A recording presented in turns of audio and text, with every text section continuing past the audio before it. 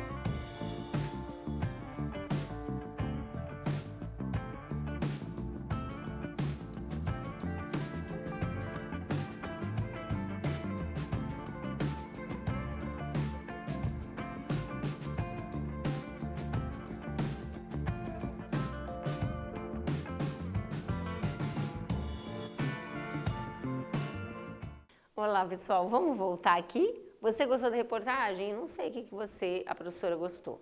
Então, por isso que a professora escolheu, espero que você tenha gostado. Por que eu, professora, gostei? Porque eu acho que se comunicar bem é fundamental para viver bem. Palavras curam Palavras também machucam, então se eu souber usar as palavras, vai ser bem legal para todo mundo. Letra B, qual você acha mais difícil? Ah, professora Maísa? Bom, gente, olha, de repente, às vezes eu tenho um pouco de dificuldade, posso ter mais dificuldade, de repente, para fazer solicitação clara. A gente, às vezes, não quer pedir, quer que a pessoa meio que adivinha. Algumas pessoas dizem que isso é coisa de mulher, não sei se é verdade, pode ser a cultura que diz isso, mas eu estou aprendendo a expressar mais o que eu quero para as pessoas, para que elas entendam, né? Então, ok. Vamos lá, legal, né? Por que a professora está trazendo isso, né? O que tem a ver com a aula de carta do leitor? Porque, veja, quando eu digo, gostei, não gostei, por quê? É um posicionamento em relação à reportagem. Significa que eu poderia muito bem, como professora Maísa leitora, escrever uma carta do leitor fazendo um comentário. Isso que eu acabei de falar, gostei por isso, não gostei, eu gostei da reportagem, o que é difícil para mim é isso e aquilo, é interessante. Veja, eu posso fazer esse comentário a partir de uma carta do leitor. Então, veja, meus posicionamentos ante o texto jornalístico podem gerar uma carta do leitor. Os podem. Não se esqueça disso, né? Então, de repente, você pode pensar em ter aí alguma carta para mandar em algum meio de comunicação que você acompanha, beleza? Vamos pensar sobre. Bom, então, se a gente fosse escrever uma carta, você vai escrever a carta, você já escolheu o meio de comunicação, você já segue esse meio e tudo mais. Se você fosse escrever, vamos pensar nas marcas linguísticas necessárias. Qual pessoa do discurso será que é mais apropriada? Como tratar o interlocutor dessa carta? Como é que fala com ele? A gente já deu uma dica na aula passada, mas como que eu interajo com esse interlocutor? Para quem, né? Para quem? Com quem eu vou falar? Vai depender também da carta, aliás, do meio de comunicação, certo? Que tipo de despedida eu uso? Tá? Então, são perguntas curiosas para a gente estudar a marca linguística. Vamos voltar na carta que a gente leu na aula passada e a gente vai ter duas perguntinhas, vou colocar as perguntinhas primeiro e a gente vai voltar, vou fazer inverso. É uma estratégia bem bacana, né? Eu estou te dando aí uma dica, às vezes, para estudar. Ao invés de você vir para o texto, você vai primeiro para as perguntas. Principalmente, por exemplo, hoje que a gente vai ler um texto que a gente já leu. Por quê? Porque você já vai focado para a resposta, né? O teu cérebro já entende que ele tem que procurar essas respostas. Primeira pergunta, exercício 2. Letra A. Qual a finalidade da carta lida? A gente vai voltar e vai ler, depois eu vou te dar o tempo, tá? Quem é o remetente e o destinatário da carta? Só isso, bem tranquilo, né? Eu vou ler com você a carta rapidinho, a gente já leu, vou retomar. Então, a gente tem duas perguntas, quem é o remetente e quem é o destinatário e finalidade. 3 perguntas, na verdade. Vamos lá. Maringá, 17 de novembro, ao senhor editor da revista Biomédica Veterinária, escrevo para sugerir uma interessante e oportuna matéria sobre o transplante de órgão em animais domésticos, domésticos e os benefícios que estes estudos científicos podem trazer para estes animais e possivelmente à humanidade. Continuando. Essa pesquisa desenvolvida em muitos centros veterinários do país pode significar um grande avanço na prevenção e na cura de muitas doenças que acometem os nossos animaizinhos, como o câncer, por exemplo. Quem não gostaria de discutir a importância de um projeto como esse para o prolongamento da vida animal e, consequentemente, a estabilidade emocional de seus donos? Certamente, esse tema é de interesse de seus leitores, assim como eu. O senhor poderia, inclusive, publicar entrevistas, o senhor, né, olha ali, publicar entrevistas com renomados cientistas que pesquisam sobre esse tipo de transplante, também com veterinários que realizam os procedimentos cirúrgicos e os donos desses animais, colhendo informações preciosas para nós, os leitores.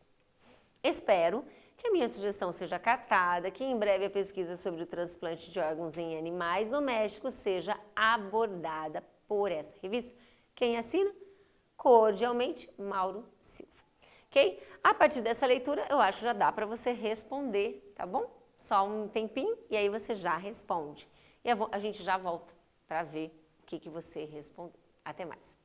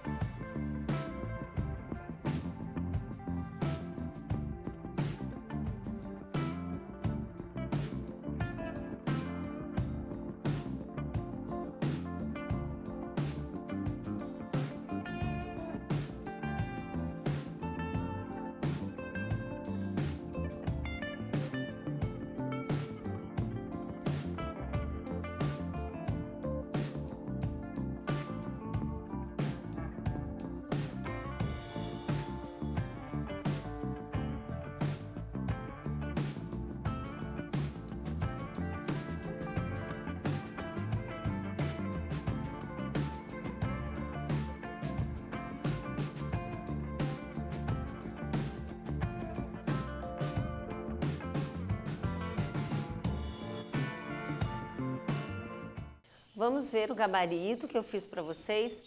Letra A, qual então a finalidade? Sugerir, você viu, né? A gente usa a finalidade o verbo. Sugerir uma matéria sobre transplante de órgãos de animais. O leitor que escreveu já faz isso já no primeiro parágrafo. Letra B, quem é o destinatário e quem é o remetente, né? Para quem se envia essa carta? Para editor da revista biomédica veterinária. E o remetente, Mauro Silva. Tá tudo ali, bem tranquilo, bem sossegadinho pra gente, né? Beleza. Vamos para o estilo, então, focando na marca linguística. A carta do leitor, ela pode ser construída em um estilo informal, descontraído, ou mais formal, cerimonioso.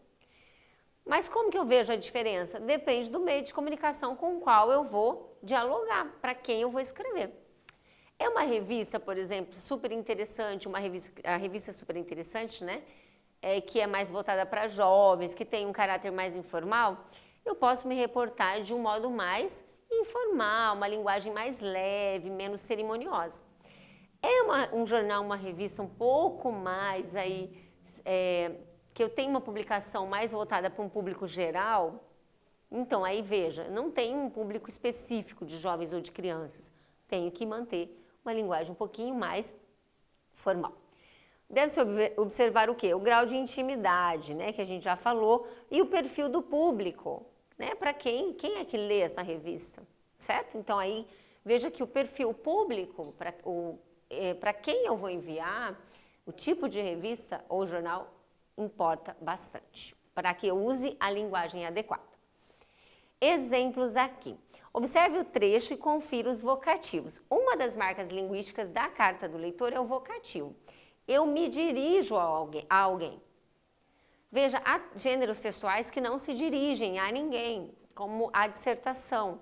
Ela não fala com ninguém. Eu não posso você, não posso senhor, nada disso.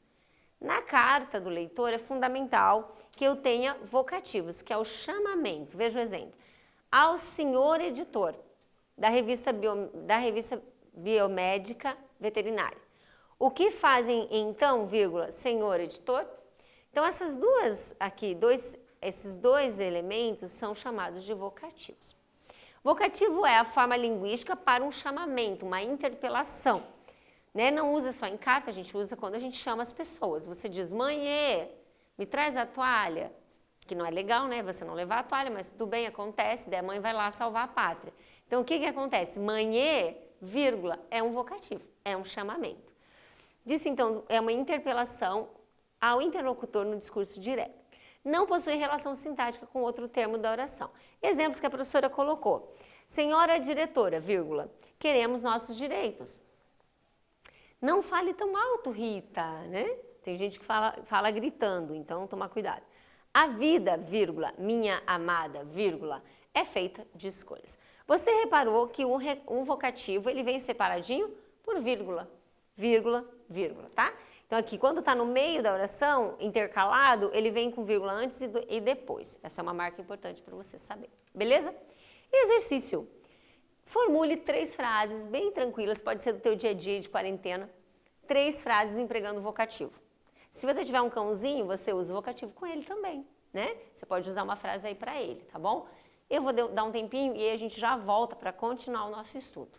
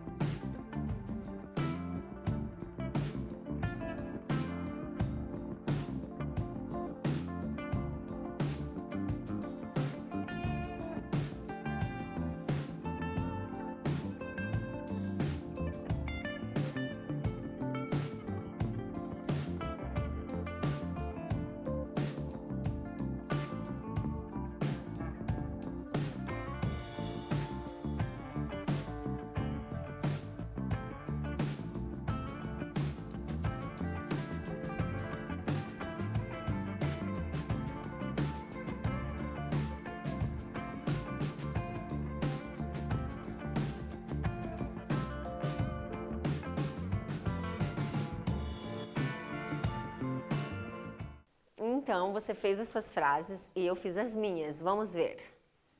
Mãe, me traz a toalha, né? Tô falando com a minha mãe, coloquei aqui uma linguagem informal, né? O pronome está aqui antes do verbo. Se fosse uma linguagem formal, traz-me a toalha, traga-me, aliás, a toalha, né? Mas nesse caso estou falando com a minha mãe, uma linguagem mais cotidiana.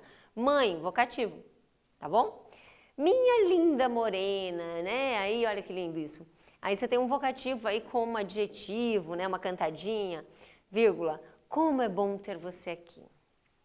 Eu coloquei os vocativos, dois vocativos aí com exclamação. O amor, meu bem, um vocativo aqui, tá bom? É mais que palavras, tá? Não concordo com isso, senhor diretor. Vocativo também, beleza? Tudo bem, tá bem tranquilinho, a gente está aprendendo bacana, vamos continuar. Observe o trecho e confira as pessoas do discurso do verbo. Veja, então aqui a gente tem os verbos, né? Sou totalmente contra. Sou, qual é a pessoa do discurso sou, né? Primeira pessoa, eu sou, primeira pessoa do singular. Assino embaixo, de novo, dentro da carta você tem aí um reforço de primeira pessoa do singular. Tudo aquilo que nós gostaríamos de ver funcionando bem. Dentro da carta está sendo usado esse tipo de frase, oração, e aí você tem gostaríamos, nós. Quem gostaríamos? Nós. Você tem aí primeira pessoa do plural, né? Então você observa que há uma manutenção de primeira pessoa do plural nessa carta. Ou, aliás, o singular e plural. Por quê, professora Maísa? Porque quem está falando ou escrevendo, na verdade, é um leitor. É uma pessoa que se coloca. Se eu tivesse com a minha turma, uma minha turma vai escrever uma carta. Vamos pensar, né? Então, tem as minhas turmas de 9º ano, vamos escrever uma carta para solicitar algo, né? Doações para famílias que estão precisando em função desse momento. A gente poderia usar uma primeira pessoa do plural, né? Nós, alunos das turmas tais, também daria. Então, veja que eu posso usar uma primeira do singular ou do plural, né? Quando necessariamente, tá? Ok. Aqui tá. Então, essa é uma outra questão importante que a gente coloca, depois aqui eu vou voltar para a transitividade, a gente volta aqui, mas só para fechar, então, em relação ao estilo. Vocativo, primeira pessoa do plural ou singular, dependendo do que eu vou trazer dentro da carta, tá bom?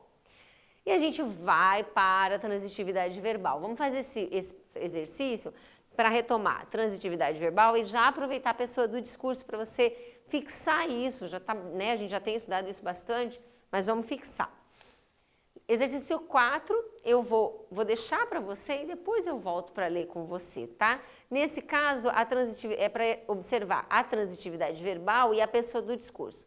Então, assim, eu vou olhar para o verbo e vou perceber, ele é um verbo transitivo direto, indireto, ou intransitivo ou bitransitivo.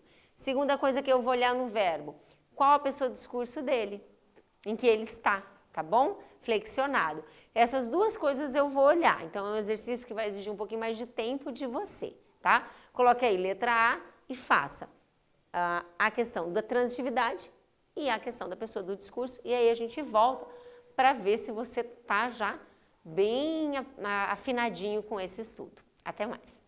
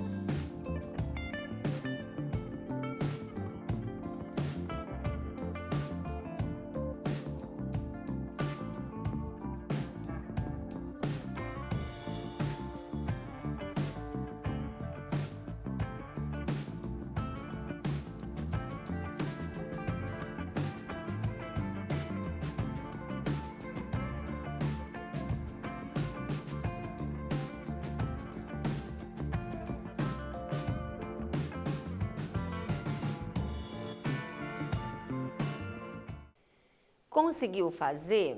Se você não conseguiu fazer um ou outro, não tem problema.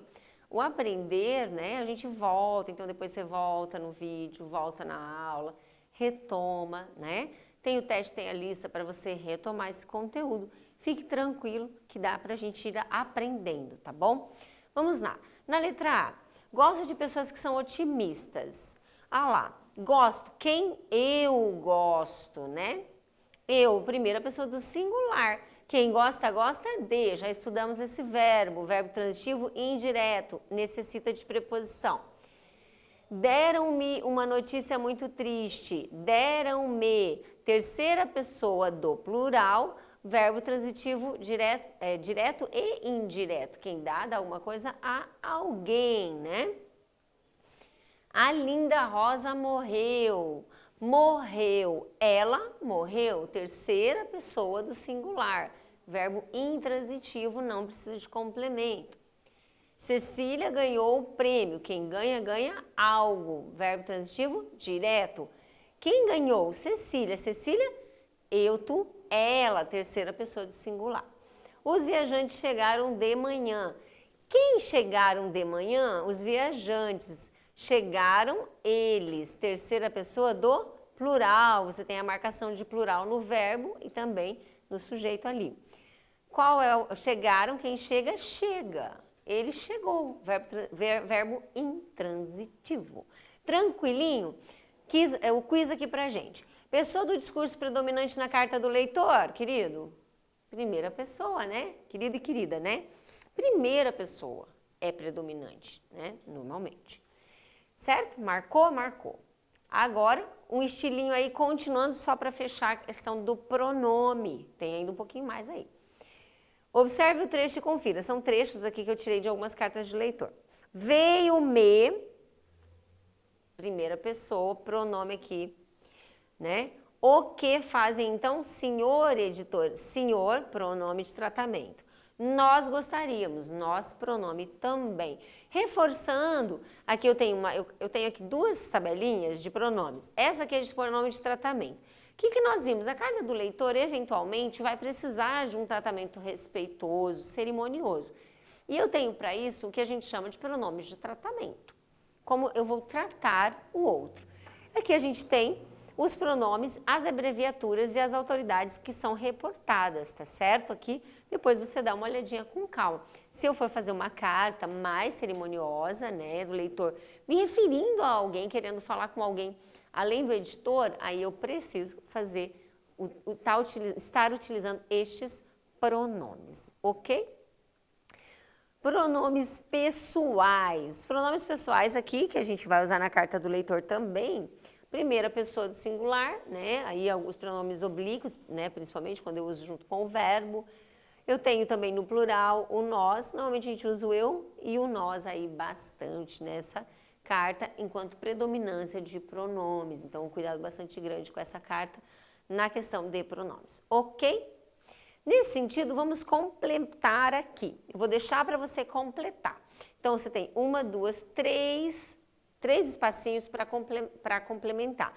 Então, você vai colocar exercício 5 e vai colocar três linhas e cada linha você vai complementar. Eu vou ler, você vai complementar e eu dou um tempo para a gente corrigir. Os pronomes de tratar... não, melhor. Vamos fazer assim, você vai complementar, eu vou ler depois, na hora da revisão, que fica mais legal, tá bom? Daqui a pouco a gente volta.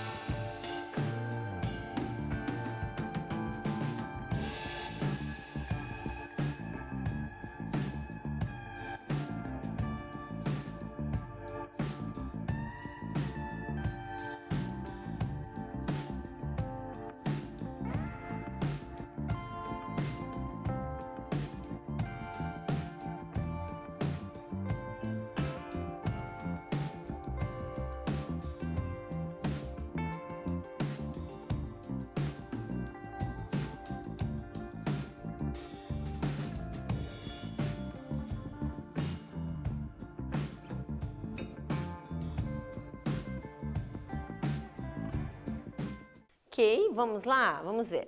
Os pronomes de tratamento demonstram na carta o grau de intimidade entre destinatário e leitor. Qual é o grau de tratamento? Aliás, o pronome ele revela o meu grau de tratamento. Só um exemplo, a minha mãe tem 82 anos. Como que eu me reporto à minha mãe? Porque a gente tem uma criação bastante tradicional. Senhora, né? Então, hoje é muito difícil algum filho chamar uma mãe de senhora, mas eu chamo a minha mãe de senhora, né? Ok, então há aí um grau, a gente tem uma intimidade, mas em função do lado mais tradicional. No caso da carta, o grau de intimidade se estabelece quando eu observo ali se eu tenho mais ou menos proximidade e o destinatário também, e o tipo de revista ou jornal. Chamar de senhor ou senhora implica respeito, enquanto que em uma carta mais pessoal poderíamos usar o pronome você. Se eu estou escrevendo para uma carta para jovens, a gente já falou disso, né? Lá no meio da carta eu posso me reportar ao editor de um modo mais leve e tal. Os pronomes pessoais também revelam a pessoa do discurso, né? Isso a gente está dentro aí da palavrinha, predominante no texto, beleza? Entendido? Ok, mais um quiz para a gente ir fechando esse assunto. A carta do leitor faz uso de pronomes de tratamento ao se referir ao destinatário. Verdadeiro ou falso? Muito verdadeiro, né? Tranquilo. Exercício para tarefa, eu estou te dando uma ideia aí para você pensar a escrita. Escolha uma notícia de um jornal online e reflita sobre o tema. Eu coloquei notícia, pode ser um blog que você curta, necessariamente não precisa ser um jornal. Pode ser uma revista também que você tenha, que você siga também. Escolha lá, né, o que você já lê, de repente que já é bacana, você lê uma coluna lá. Ok, escolhi, professora. Reflita sobre o tema, né, um posicionamento sobre o tema, elaborar uma carta. Se for possível, envie essa carta. Né? Eu acho que a maioria dos jornais e revistas tem um local para comentário ou tem um e-mail. Você envia. Né? Você pode fazer o formatinho que a gente estudou e aí, de repente, tua carta é publicada. Se for publicada, bem bacana, daí manda para sua professora de português, que acho que vai ser bem legal, ok? Exercício bônus, né? Coloquei um exercício bônus de língua portuguesa, gramática, norma culta, uso dos porquês, tão temidos porquês. Mas eu vou resolver esse problema hoje, com este poeminha aqui, tá? Esse poema é do Álvaro Posselt, a gente já conhece, um poeta daqui de Curitiba. Você pode seguir no Instagram, tem Facebook, bem bacana. E aí ele fez esse poema, e aí eu olhei para esse poema e falei, nossa, dá para dar uma aula de porquês. E a gente resolve o nosso problema com os alunos que têm dificuldade para guardar porquê. Vamos ver? O poema diz assim, tirem os porquês dos poemas. Por quê? Por que fazer isso? Porque poesia não é explicação. Vamos ver, o exercício bônus significa o quê? Eu estou te trazendo aí como uma dica a mais para você na aula. Vamos ver os porquês? Este porquê aqui, ele significa o quê? É de pergunta, é de resposta, de que é? É de motivo? A gente já vai ver. É de pergunta? Qual que é de pergunta? Então aqui ele está destacadinho, eu vou deixar aí para você. Você vai dizer, ó, 1, 2, 3, 4. Tem 4 porquês, você vai me dizer que porquê é para quê? Porquê de motivo, porquê de resposta, porquê de pergunta, do que é. Vamos ver se você já tem isso aí fixo. Aí eu vou dar um tempo, volta e a gente fecha a nossa aula bem bacana.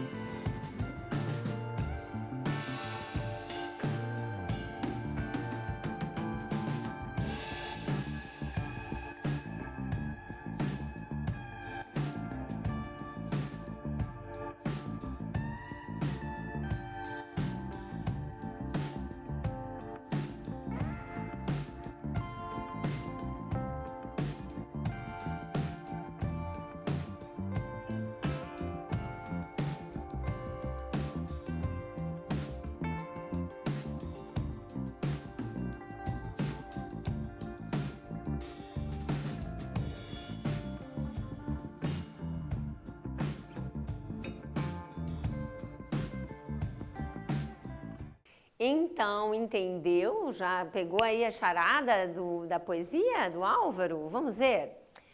Vamos lá. Esse porquê aqui, ó, os porquês. Veja que esse porquê junto com acento.